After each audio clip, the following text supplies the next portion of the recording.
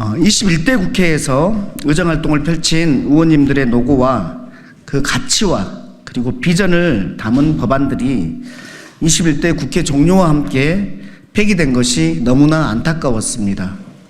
이 법들을 22대 국회에서 살려내는 것이 오늘 입법 이어달리기의 취지입니다. 예를 들면 21대 때 땡땡땡 의원이 발의했던 법안의 취지에 공감해서 22대 국회에서 땡땡땡 의원이 발의한다가 골자입니다. 21대 국회에서 미처리된 법안은 22대 국회에서 누군가에 의해서 이미 발의되고 준비도 이루어지고 있습니다. 저는 이를 공식화해서 동료 간의 신뢰도 쌓고 나아가서 우리 민주당의 좋은 문화로 키워갔으면 좋겠다는 생각입니다. 입법 이어달리기를 시작합니다. 국회의원 본연의 책무는 입법입니다. 하나의 헌법기관으로서 우리 사회에 필요한 법과 제도를 만드는 데 매진합니다. 21대 국회에서 26,853건의 법안이 발의됐습니다. 그러나 여야 대치 속에 21대 국회 종료와 함께 17,398건의 법안이 미처리로 사장됐습니다. 발의된 법안의 60% 이상이 본회의 문턱에도 가보지 못하고 21대 국회 임기 만료와 함께 폐기된 것입니다. 저는 민주당 정책위 수석 부의장으로서 민주당의 가치와 비전을 담은 법안이라면 개선 보완해서 22대 국회에서 발의할 가치가 있다고 생각합니다. 누군가에 의해 22대 국회에서 본인의 법안이 발의되길 기대하며 총선 이후에도 법안 발의의 끈을 놓지 않은 분들도 있습니다. 그래서 22대 총선 불출마 선언을 한 의원을 중심으로 첫 번째 입법 이어달리기 참여를 부탁드렸고 기꺼이 네 분 의원께서 본인의 대표 법안을 전해주셨습니다. 입법 이어달리기 에피소드 1입니다. 참가자와 법안을 간략히 소개해드리겠습니다. 교원의 정치적 기본권을 침해하고 있는 현행법의 제한 규정을 개정해서 교원의 정치적 기본권 회복을 도모하는 교원 정치기본법을 21대 국회에서 강민정 의원이 발의했습니다. 이 법안을 강민정 의원과 같은 평교사 출신 국회의원 백승하 의원이 22대 국회에서 이어받습니다. 출산율 세계 최하위, 고령화 속도 세계 최고 수준, 수도권 인구 집중 심화는 우리 사회의 다양한 분야에서 문제점으로 대두되고 있습니다. 이를 해결하기 위해 최종윤 의원은 기존 저출산 고령사회 기본법을 대체하고 포괄해서 우리가 직면한 인구 구조 변화에 종합적이고 체계적으로 대응하는 인구정책 기본법을 발의했습니다.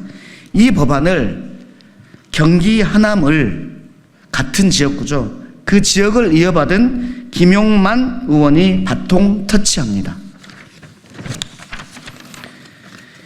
신용회복지원협약 대상의 이동통신사업자, 통신과금서비스 제공자, 국민건강보험공단을 명시적으로 포함시키면서 개인 채무자의 실질적인 채무 부담을 경감시키는 비금융 채무 조정을 위한 제도적 기반을 홍성국 의원께서 만들고자 하셨습니다. 이 법안을 제22대 국회 개원 민주당 중점 추진 법안으로 선정됐고 위성권 삼선 22대 국회에서 의원께서 22대 국회에서 대표 발의하실 예정입니다. 백신 부작용 피해 지원을 확대하고 접종자에게 인센티브를 주는 포괄적 팬데믹 포상지원법은 김윤 의원, 부모의 법적 지위나 출산지와 관계없이 모든 아동의 출생 등록을 포함해 이 땅의 모든 아동이 법의 테두리 안에서 보호받을 수 있도록 하는 외국인 아동 출생 등록법은 김남희 의원이 이어갑니다. 또한 현행법이 총액 벌금제를 채택하고 있어 동일한 벌금형이 선고될 경우 범죄를 저지른 사람의 재력에 따라 형벌의 효과가 달라진다는 지적이 있었습니다. 따라서 벌금형의 일수 정액을 피고인의 경제 사정에 따라 결정하는 자산 비례 벌금제를 제가 이어받아 하겠습니다. 그리고 이 세 법안 모두 소병철 의원이 국회에서 발의해 주길 부탁하셨습니다. 입법 이어달리기 취지에 공감하는 동료 의원이 늘어나고 있습니다. 이른 시일 내에 입법 이어달리기 에피소드 2로 인사드리겠습니다. 윤석열 대통령의 습관적 거부권 행사와 여당의 일상적 반대와 민생 허언증을 뚫고 민주당의 가치와 비전을 담은 법안을 22대 국회에서 통과시켜 나가겠습니다. 감사합니다. 입법 작업을 하다 보면은 이게 시대가 변화돼서 새롭게 제기되는 입법적 요구도 있지만 사실은 정말 필요할 것 같은데 그래서 막 개정안을 고민하다가 찾아보면은 이전 국회에서 이미 발의가 오래전부터 반복적으로 되었다 폐기되는 법들이 있습니다.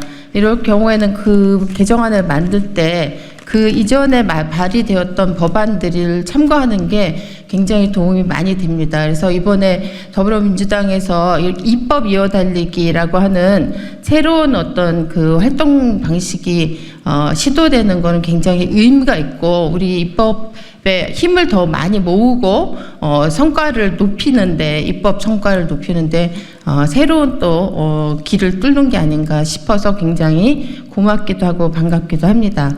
제가 발의했던 법은 교원 정치 기본권과 관련된 법입니다. 사실은 참정권은 인간이면 누구나 누려야 할 헌법적 기본권입니다. 그럼에도 불구하고 우리나라가 OECD 국가에서 유일하게 교원의 정치 기본권을 인정하지 않고 있는 나라입니다. 그래서 교사는 정당 활동도 할 수 없고 정치 후원도 할 수 없고 당연히 출마도 할 수 없고 선거 운동도 할 수 없습니다.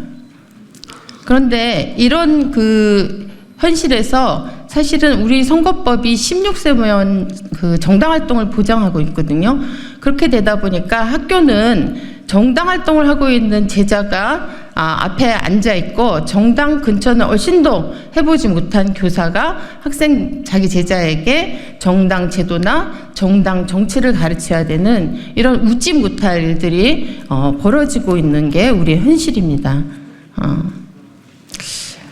사실은 이런 상황이 계속 오래 지속이 되면 교사의 시민권 자체를 제한하는 것도 문제지만 교사와 학생 사이에 제대로 된 어떤 교육과 배움에 대한 신뢰 이런 것들이 형성되기 어렵게 됩니다. 아이들이 제대로 교육받을 수 없게 됩니다. 그래서 저는 21대 국회 임기가 시작하자마자 교원 기본권, 정치 기본권을 보장하기 위한 개정안들을 여러 개 발의했습니다. 안타깝지만 21대 국회에서는 이 법안들이 통과는커녕 제대로 심의조차 되지 못했습니다. 이제 22대 국회가 시작됐습니다. 여기 제 옆에 함께 서 계신 백승아 의원님을 중심으로 우리 더불어민주당과 22대 국회 전체가 우리 교사의 정치 기본권을 보장해서 민주주의를 더 넓히고 확대하고 우리 아이들의 교육도 제대로 이루어질 수 있도록 반드시 이 개정안들이 22대에서도 이어져서 통과될 수 있기를 간절히 바랍니다.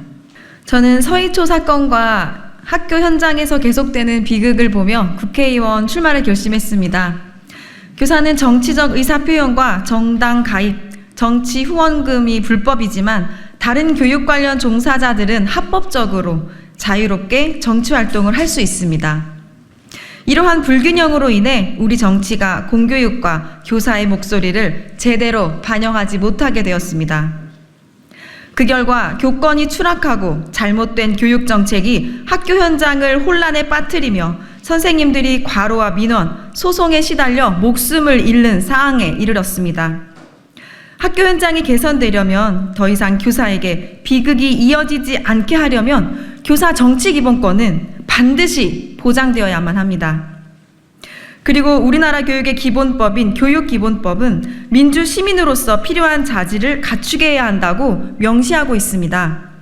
그러나 정작 그 교육을 책임지는 교사들은 정치적 기본권이 제한되어 민주주의를 제대로 경험하지 못하고 있습니다.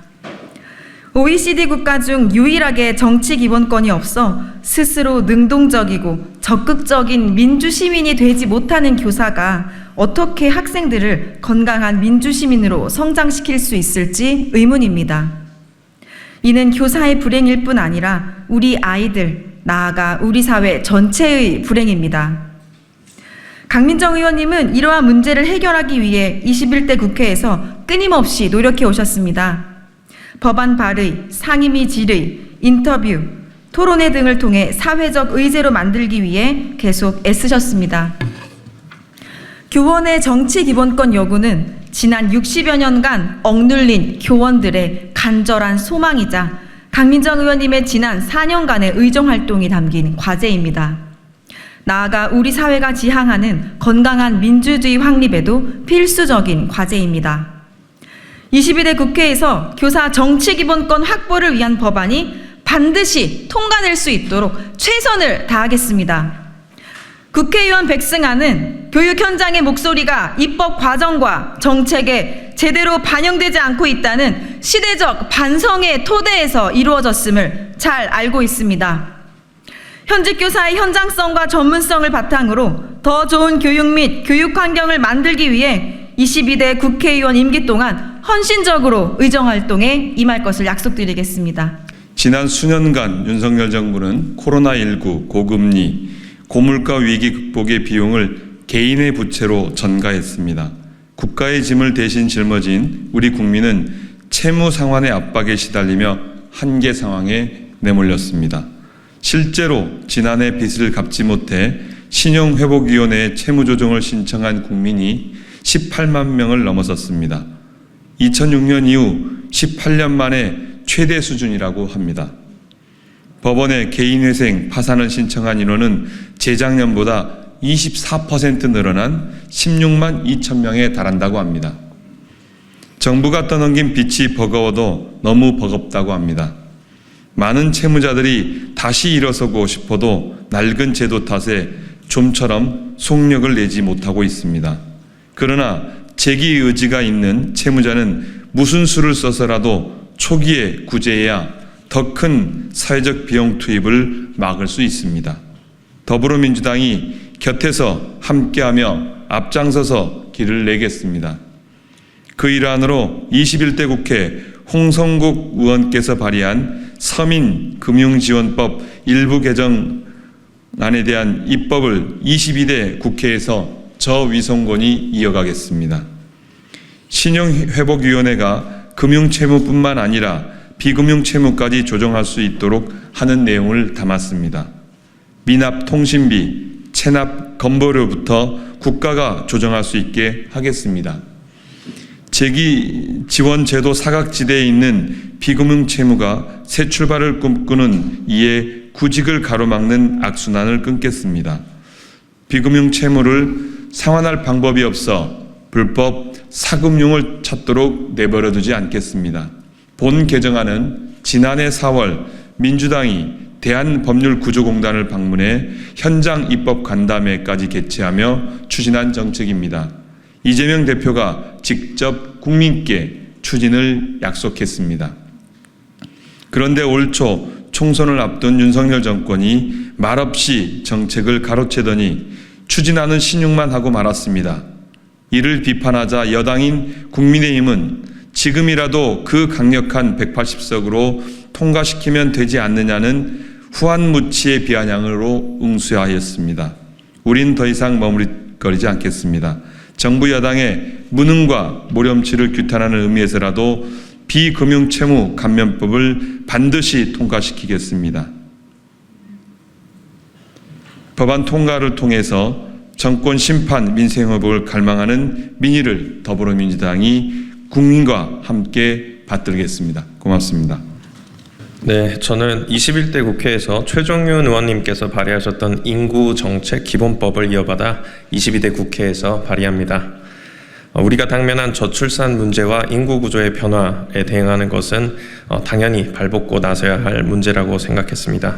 특히 22대 총선에서 물심양면 저를 같은 지역인 하남에서 도와주신 최종윤 의원님께서 천착하셨던 문제이고요. 그 뒤를 잇는 제가 당연히 추진해야 하는 핵심 과제 중 하나라 생각해서 이 법안을 이어받게 되었습니다. 현재 우리는 저출산이라는 시대적 과제 앞에 엄청난 인구 구조의 변화를 겪고 있습니다. 그 변화는 사회 전체에 큰 파급 효과를 주고 있지만 현행법으로 대응하기에는 한계가 많습니다. 20여 년 전 만들어진 저출산 고령사회 기본법은 어떻게 더 많이 낳게 할 것인가, 출산율 제고에만 초점을 두어왔기 때문입니다. 그 결과 인구 구조의 변화가 미치는 범사회적 효과는 제대로 대응되지 못했습니다. 어린이집이 문을 닫고 군입대 청년들은 부족하고 일할 사람이 부족한 것뿐만 아니라 고령 인구의 증가로 보건과 복지 재원이 더 늘고 이런 수도 없이 많은 인구 문제들은 곧 우리 삶의 일상의 문제로 나타나게 된 것입니다. 인구정책기본법은 쉽게 말해서 출산율 제고뿐만 아니라 범사회적으로 파급 효과가 있는 인구구조 변화에 대한 대응의 취지를 두고 있습니다. 인구 감소 대책뿐 아니라 고령사회 대책, 지역 소멸 대책 등 세 가지 측면을 포괄할 수 있는 정책 근거를 마련해서 기존 저출산 고령사회 기본법을 대체하고 또 보완해 나갈 것입니다. 또 인구구조 변화가 가져다주는 갈등과 격차 해소, 지역과 나이에 상관없이 전생에 걸쳐 건강하고 안전한 삶을 위한 국가의 의무도 이 법의 지향점에 포함됩니다. 22대 국회가 인구 문제라는 시대적 과제를 반드시 해결할 수 있도록 제가 앞장서겠습니다. 감사합니다.